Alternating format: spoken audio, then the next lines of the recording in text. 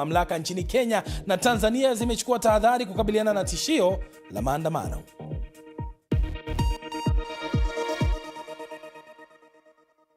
Tuanzie nchini Tanzania ambapo jeshi la polisi nchini humo limetoa taarifa inayoeleza kuwa hali ni shwari katika nchi hiyo kufikia jioni ya leo tarehe 7 Julai 77, huku ikisema kuwa watu wanaendelea na shughuli zao za kiuchumi na kijamii. Taarifa ya polisi inakuja baada ya kuenea kwa ripoti katika mitandao ya kijamii kuwa kutakuwa na maandamano katika siku ya leo ambayo ni siku ya mapumziko ya kitaifa kupisha maonyesho ya kibiashara ya Sabasaba. Kwa siku kadhaa sasa, BBC imeshuhudia vikosi vya usalama vyenye silaha na magari vikishika doria katika maeneo mbalimbali ya nchi, huku doria hizo zikishika kasi zaidi siku ya leo, huku shughuli nyingi za kijamii na kiuchumi zikisimama. Mwandishi wa BBC Alfred Lustig alikuwa akifuatilia hali hiyo na hii hapa taarifa aliyotutumia.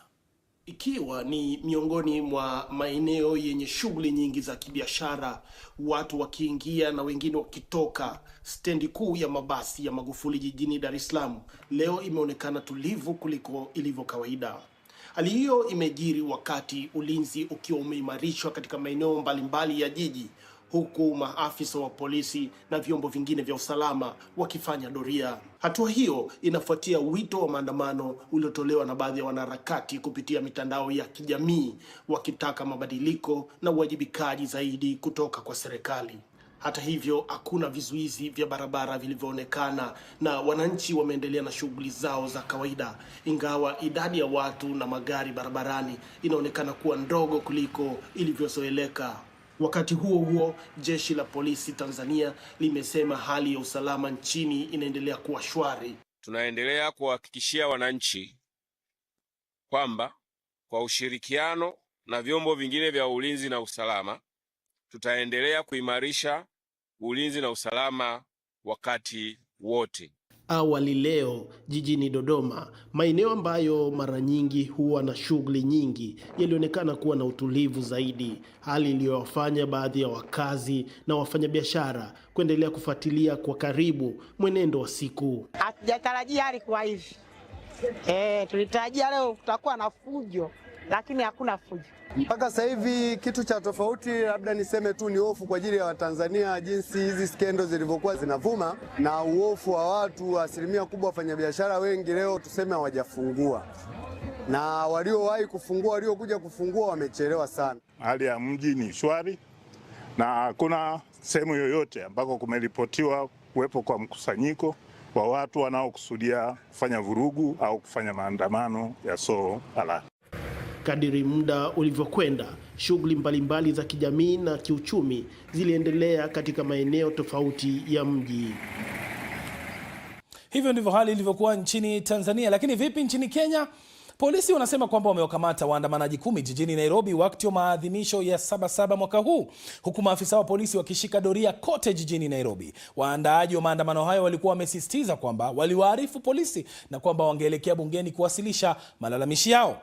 Maafisa wa polisi waliweka vizuizi katika barabara muhimu za kuingia Nairobi, ambapo waliwakagua abiria.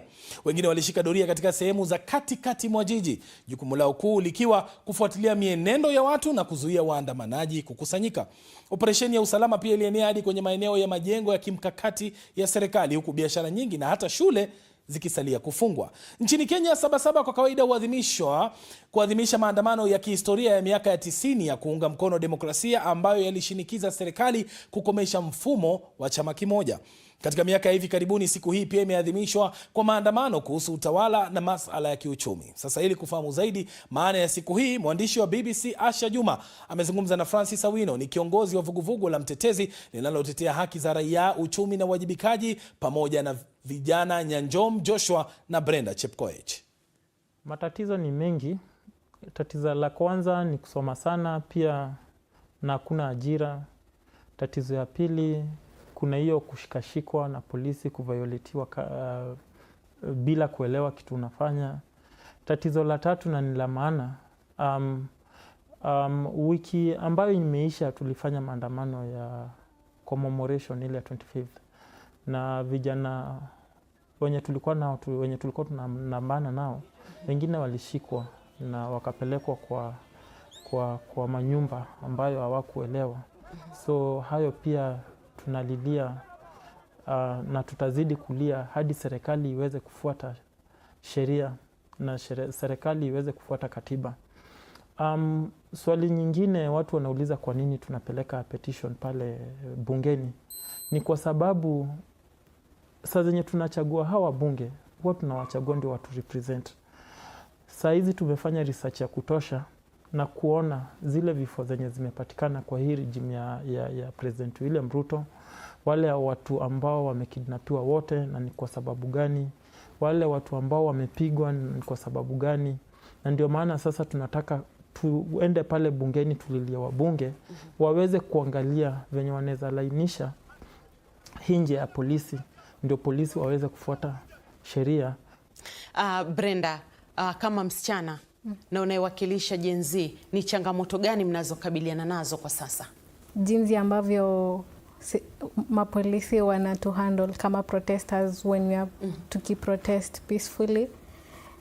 Serikali ama tuseme polisi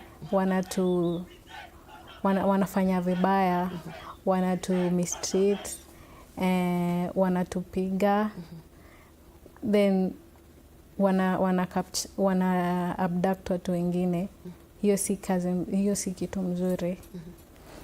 Pia kitu kingine ambayo inatusumbua sisi kama Gen Z ama vijana kama comrades ni kwamba serikali haijatupea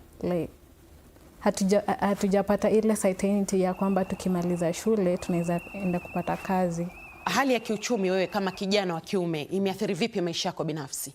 Wengine wamekuwa goons, wengine wameingilia miadarati, wengine wameingia mambo ya gambling. Unapata maisha yanakuwa magumu sana kwa sababu ya ugumu wa uchumi. Bwana Francis, Joshua hapa amezungumzia kuhusu swala la wahuni, na serikali hapo nyuma imedai kwamba vuguvugu kama hili ambalo unaliongoza yanafadhiliwa na watu kwa ajili ya kuvuruga amani. Hili nalo unasemaje? Tumeona kwa zile maandamano past kama 2-3 hao wahuni wakijaa pale town. Sasa zenye sisi tunakuja kuandamana, tunapata wahuni wamekuja na fimbo, wengine wanakuja na visu, wengine wanakuja na mapanga, kwa wamekuja kuandamana.